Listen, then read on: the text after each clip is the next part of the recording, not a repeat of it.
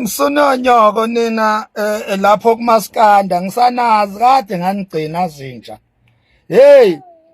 Lalelani besenizwile ukuthi indlamlenze inominatwe ama-categories amabili wonke lapha eAmerica eUSA i-international artist le yakwaMpungose inominatwe kabili inominatwe nezingqalabutho-ke zomhlaba wonke. Bese nikuzwile lokho kufikile ngakini.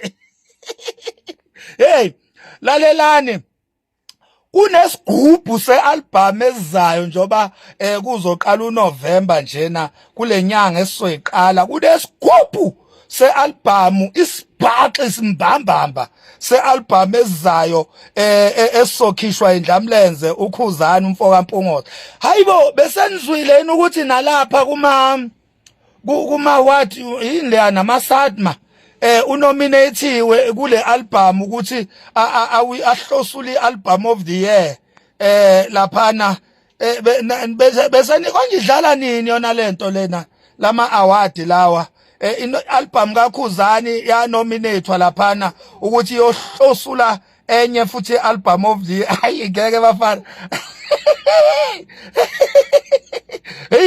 Uyazi umaskandi bese nguyekile sengibhizinezi ezinye izinto.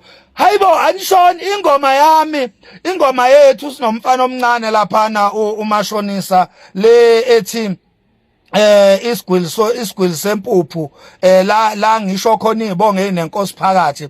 Kodwa injani nidlalile kodwa bakwethu cha siyawabona ama views adlulile ku 10,000 adonsela ko 15,000 laphana ku YouTube. Cha bakwethu asibonge ukuthi ngempela nidlalile ingoma nazi izwe ibonga ukuthi insizwe izibonga kanjani.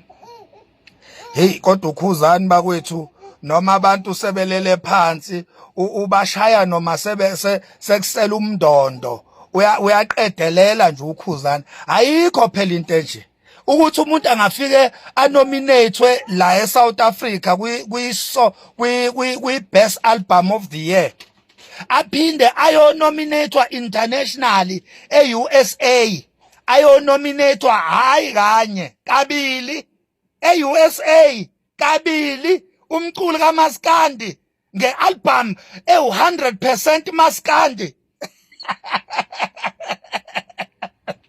Ayibafana bengithi anginikhumbuze lalelani we can't wait uyaqala uNovember iyezi ialbum yethu nayo futhi ezophinda igile imanga next year. Kade msononyoko bye bye niyangidakela.